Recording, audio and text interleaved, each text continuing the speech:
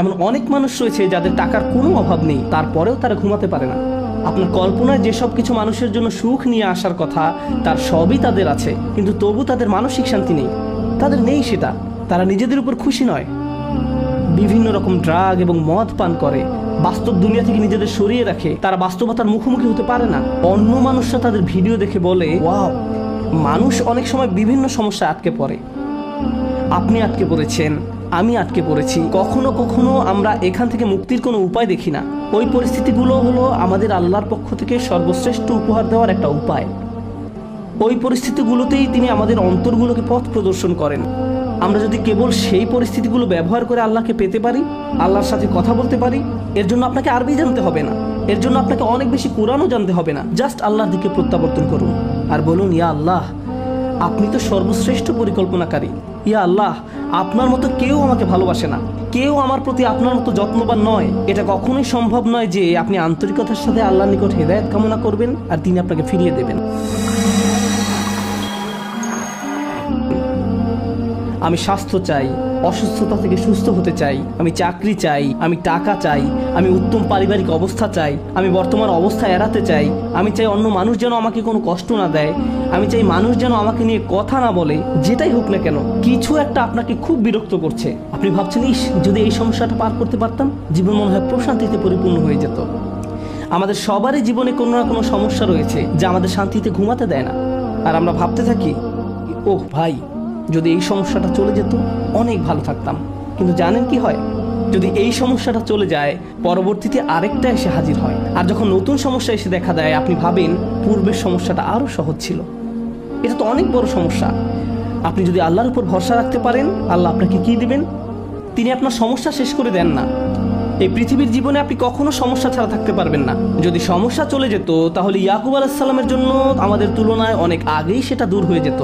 যদি ঈমান থাকার মানে হয় আপনার কোনো সমস্যা থাকবে না, তাহলে মরিয়ম আলাইহিস সালামের কোনো সমস্যা থাকা উচিত ছিল না। রাসূল সাল্লাল্লাহু আলাইহি সাল্লামেরও কোনো সমস্যা থাকার কথা ছিল না। আল্লাহর কাছাকাছি মানুষদের জীবনী পড়লে আপনি দেখবেন তাদের জীবন ছিল সমস্যায় পরিপূর্ণ, বড় বড় সমস্যা। আর আপনি শুধু এই সমস্যাগুলোর কথাই পড়ছেন। আপনি পড়ছেন তারা কিভাবে একটা সমস্যা থেকে আরেকটা সমস্যা জীবন অতিবাহিত করে গেছেন। আল্লাহর একজন মহান রসুল ছিলেন ইউসুফ আলাইহিস সালাম। তার জীবনের দিকে তাকালে দেখবেন ছোটবেলা থেকেই তিনি সমস্যায় আক্রান্ত ছিলেন। তাহলে আমি এই প্রশ্নটি বারবার করছি, আল্লাহ তাহলে আপনাকে কি দিচ্ছেন? আপনার জীবনের অতি ভয়াবহ সমস্যার সময় যখন আল্লাহর উপর পূর্ণ বিশ্বাস রাখেন, এর বিনিময়ে আল্লাহর কাছ থেকে কি পাবেন?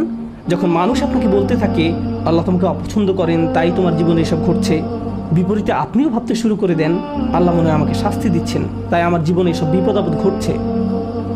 সেই মুহূর্তে যদি আপনি আল্লাহ সম্পর্কে সুধারণা পোষণ করতে পারেন, আল্লাহর প্রতি ভালোবাসা, নির্ভরতা এবং বন্ধন বজায় রাখতে পারেন যে না, আল্লাহ আপনাকে কখনো ছেড়ে যাবেন না, এর বিনিময়ে তিনি আপনাকে কি দেবেন?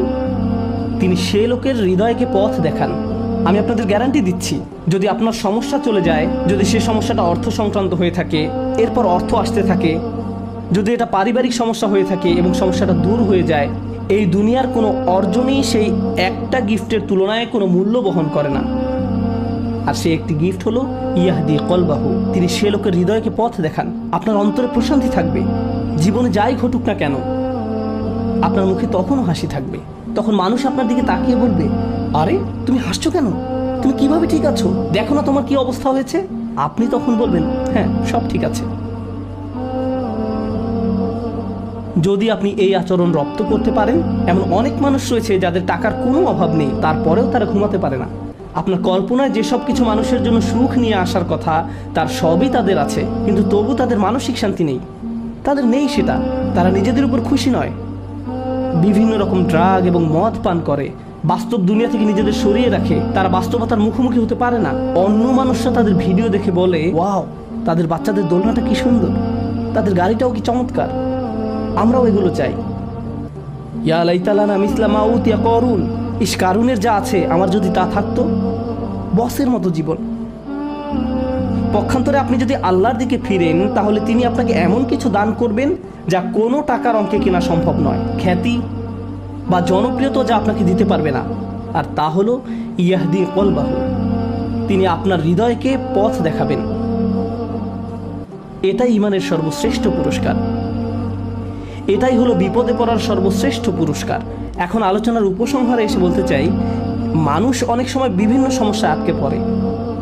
আপনি আটকে পড়েছেন, আমি আটকে পড়েছি। কখনো কখনো আমরা এখান থেকে মুক্তির কোনো উপায় দেখি না। ওই পরিস্থিতিগুলো হলো আমাদের আল্লাহর পক্ষ থেকে সর্বশ্রেষ্ঠ উপহার দেওয়ার একটা উপায়। ওই পরিস্থিতিগুলোতেই তিনি আমাদের অন্তরগুলোকে পথ প্রদর্শন করেন। আমরা যদি কেবল সেই পরিস্থিতিগুলো ব্যবহার করে আল্লাহকে পেতে পারি, আল্লাহর সাথে কথা বলতে পারি, এর জন্য আপনাকে আরবি জানতে হবে না, এর জন্য আপনাকে অনেক বেশি কোরআনও জানতে হবে না। জাস্ট আল্লাহর দিকে প্রত্যাবর্তন করুন আর বলুন, ইয়া আল্লাহ, আপনি তো সর্বশ্রেষ্ঠ পরিকল্পনাকারী। ইয়া আল্লাহ, আপনার মতো কেউ আমাকে ভালোবাসে না, কেউ আমার প্রতি আপনার মতো যত্নবান নয়। এটা কখনোই সম্ভব নয় যে আপনি আন্তরিকতার সাথে আল্লাহর নিকট হেদায়েত কামনা করবেন আর তিনি আপনাকে ফিরিয়ে দেবেন। আপনি যদি আল্লাহর কাছে একটা গাড়ি চান, তিনি হয়তো আপনাকে তা নাও দিতে পারেন।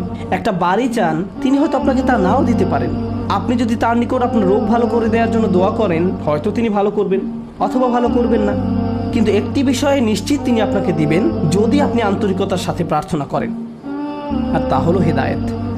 তার সন্তুষ্টিপ্রাপ্ত বান্দাদের দলে চলার পথ, গাইডেন্স, তিনি আপনাকে এটা দেবেন। আর যখন তিনি আপনাকে এটা দান করবেন, তখন এমনিতেই অন্য সব সমস্যার সমাধান হয়ে যাবে।